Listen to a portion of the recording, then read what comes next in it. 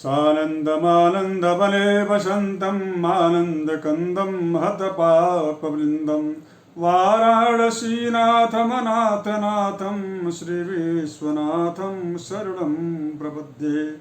नमामि शमीशान् निर्वाणरूपं विभुं व्यापकं ब्रह्मवेदस्वरूपं निजं निर्गुणं निर्विकल्पं निरीहं चिदाकाशमाकाशवासं भजेऽहम्। ओम नमः शिवाय। मित्रों, मैं इस सत्र में श्रावण माह के महात्म्य को लेकर के उपस्थित हूँ। श्रावण महीना जो है कब से प्रारंभ हो रहा है, कब तक रहेगा, श्रावण महीने में सोमवार कब कब हैं, कौन कौन सा विशेष रूप से श्रावण का महीना जो है शिवोपासना के लिए, भगवान शिव के रुद्राभिषेक के लिए कौन कौन सा महीना, इस महीने में कौन कौन से के दिन जो है उपयुक्त रहेगा। और शिव भक्तों को के लिए बहुत प्रसन्नता का विषय इस बार है इस श्रावण महीना में, क्योंकि इस श्रावण के महीने में विशेष करके वह व्रत, जो व्रत पति पत्नी के बीच के सामंजस्य को बिल्कुल, यानी कि उनके बीच के वैचारिक दूरियां या भौतिक दूरियों को बिल्कुल समाप्त कर देता है, वह व्रत भी इसी माह के श्रावण माह से ही प्रारंभ होता है। और उसकी जो तिथि है वह भी तिथि मैं आपको बताने वाला हूँ, उसकी विधि भी बताने वाला हूँ।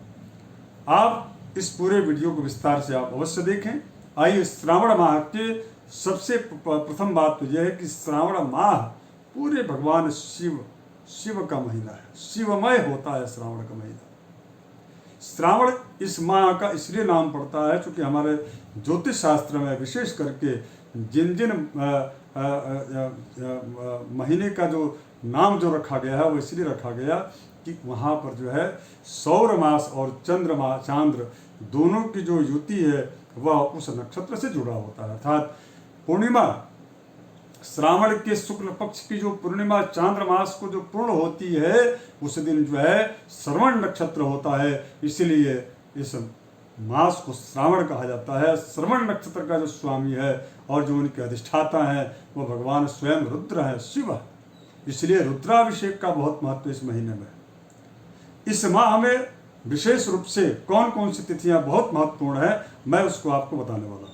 आइए प्रारंभ करते। सबसे प्रथम बात तो यह है कि श्रावण माह 14 जुलाई जो है 2022 अर्थात श्रावण कृष्ण पक्ष की उस दिन तिथि प्रतिपदा है और दिन गुरुवार से श्रावण का महीना प्रारंभ हो रहा है। इस समय भोलेनाथ के जो भक्त हैं वह कांवर की यात्रा उनकी प्रारंभ हो जाती है और बोल बम के नारों के साथ बाबा बैजनाथ के जो है धाम, चूँकि कोरोना काल में तो बहुत सारी दिक्कतें रहीं, इस बार निश्चित रूप से भगवान भोलेनाथ जो है सभी शिव भक्तों को बुला रहे हैं और आप बिल्कुल वहाँ पर जागृत स्थिति में निश्चित रूप से बोल बम के नारों के साथ जरूर जाएं।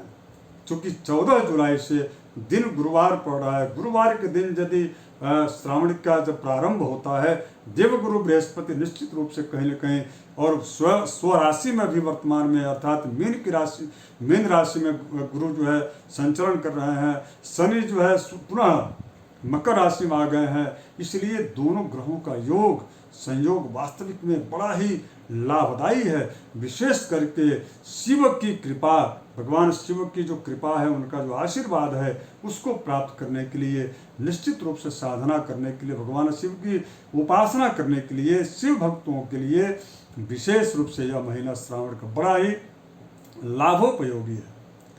श्रावण में चूंकि विशेष महत्व होता है सोमवार का, और सोमवार इस बार 4 सोमवार जो है किस किस तिथि को है मैं इसको बताने वाला हूँ। लेकिन उसमें से एक जो सोमवार है वह सोमवार बहुत ही महत्वपूर्ण है, इसलिए क्योंकि अति महत्वपूर्ण कह लीजिए आप, क्योंकि उसी दिन श्रावण कृष्ण पक्ष का प्रदोष भी व्रत है, अर्थात सोम प्रदोष मिल रहा है श्रावण में, इसलिए श्रावण का जो महत्व है। और यदि सोम प्रदोष मिलता है ऐसी स्थिति में, यदि आपकी कुंडली में चंद्र किसी भी जो है स्थिति में यदि वह अकारक हो या चंद्र का की यदि अशुभ हो या बार बार आपके मन में कई तरह के बुरे ख्यालात आते हों और निगेटिव एनर्जी आपके जो है दिमाग में नकारात्मकता आती हो, तो ऐसी स्थिति में सोम प्रदोष को भगवान शिव का आप रुद्राभिषेक कर लीजिए। और आपकी राशि के अनुसार रुद्राभिषेक में कौन कौन सा विधि और कैसे करना, इस पर मैं एक अलग से सत्र जो है रखने वाला हूँ। इस जो है वीडियो के ठीक नीचे उसका लिंक रहेगा, आप जरूर उसको देखिएगा।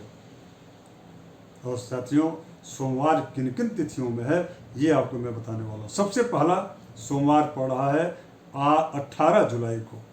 18 जुलाई को श्रावण कृष्ण पक्ष की उस दिन पंचमी तिथि पड़ रही है। कुछ कुछ राज्यों में उसी दिन नाग पंचमी भी मनाई जाती है, विशेष करके राजस्थान इत्यादि क्षेत्रों में।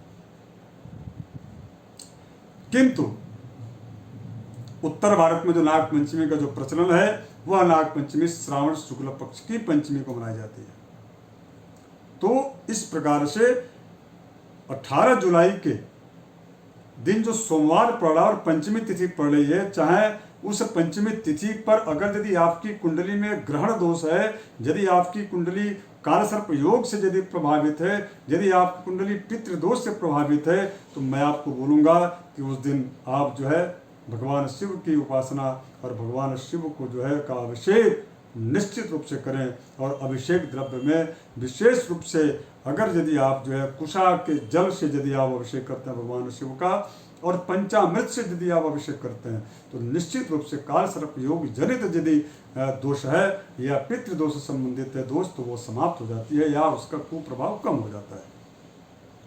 दूसरा सोमवार चूंकि 25 जुलाई को है, हाँ मित्रों, यही सोमवार बहुत महत्वपूर्ण है, क्योंकि इसी सोमवार के दिन श्रावण जो है कृष्ण पक्ष की द्वादशी और प्रदोष व्रत है।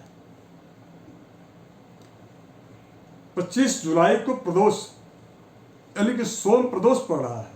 संतान की उत्पत्ति के लिए या संतान यदि प्राप्त हो चुका है उसकी आयु की वृद्धि के लिए, कर्ज से मुक्ति के लिए, हाँ मित्रों, कर्ज से मुक्ति के लिए, व्यापार और बिजनेस को बढ़ाने के लिए, भगवान शिव की अहेतु की कृपा प्राप्त करने के लिए यह जो दिन है अर्थात 25 जुलाई का, ये बहुत ही वास्तव में बहुत ही लाभप्रद दिन है। इस दिन को भगवान शिव का विशेष रूप से यदि आप चने की दाल, काशी और उसके अलावा जो है अगर यदि काला तिल, गुड़, देसी घी और यदि आप जो है शहद से यदि अभिषेक करते हैं, काला जो है चने की दाल यदि भगवान शिव के शीश पर यदि आप चंदन इत्यादि लगाकर रखते हैं, निश्चित रूप से समी पत्र यदि आप चढ़ाते हैं, भगवान शिव का इस दिन अगर शहद से अभिषेक किया जाए या दूध से केवल मात्र अभिषेक किया जाए, निश्चित रूप से आप मान के चलिए कि व्यापार यानी कि पुत्र व्यापार, इसके साथ साथ में उस व्यक्ति को कर्ज से मुक्ति भी मिलती है।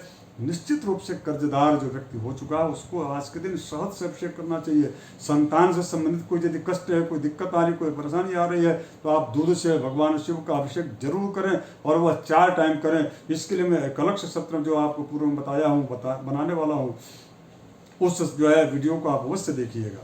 इसके बाद का जो सोमवार है वह 1 अगस्त को पड़ रहा है और चौथा सोमवार 8 अगस्त 2022 को है। उस दिन एकादशी है।